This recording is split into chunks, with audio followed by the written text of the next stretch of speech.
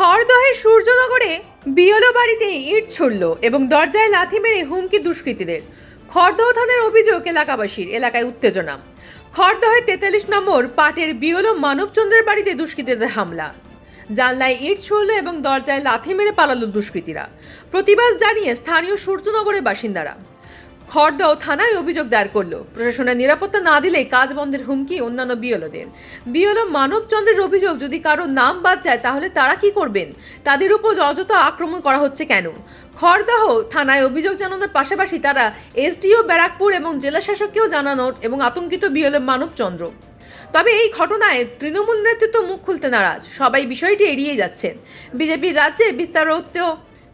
রাজ্যের বিস্তারক ভক্ত বিশ্বাস জানান তারা আক্রান্ত বিএলওদের পাশে আছেন এবং সব রকম সাহায্য তারা করবেন।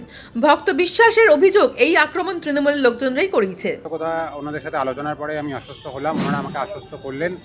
সমস্ত ঘটনা আমার মুখ থেকে শোনার পর ওনারা বললেন ওনারা দেন স্টেপ নেবেন এবং ওনারা আমার পাশে থাকবেন এবং ওনারা সর্বতভাবে আমাকে সহযোগিতার আশ্বাস দিয়েছেন এবং কোনো রকম কোনো সমস্যা হলে তৎক্ষণাৎ যেন ওনাদেরকে আমরা ইনফর্ম করি আমি, এবং আমরা সকল বিএলওরাই সেখানে জমায়েত ছিলাম এবং বলা হয়েছে ওনারা আমাদের পাশে আছেন বলে আশ্বাস। কি ঘটনা ঘটেছিল?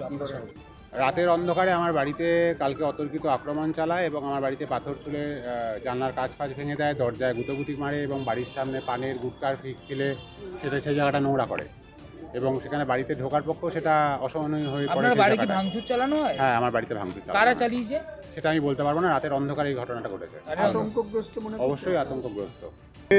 বক্তব্য যে কালকে জেনাইন দেয়ার যদি ওনাদের ইনফর্ম করা হতো তাহলে ওনাদের পক্ষে স্টেপ অ্যাকশন নেওয়াটা আরও স্মুথ হতো, কিন্তু ওনারা আমাদের অ্যাসিওর করেছেন যে ওনারা আমাদের পাশে আছেন, সবসময় থাকবেনও, এবং যখনই এই রকম কোনো অবাঞ্ছিত ঘটনা ঘটবে তখনই ওনাদের জেনাইন দেয়ার ফোন করতে। এবং ওনাদের পিসি পার্টির যে সাব ইন্সপেক্টর রাজেশ মির্জা উনি আমাদের বলেছেন যে আমি ওই অঞ্চলটা উনিই দেখেন এবং এই রকম কোনো রকম ঘটনা ঘটলে ওনাকে ফোন করলে উনি সঙ্গে সঙ্গে তার স্টেপ নেবেন।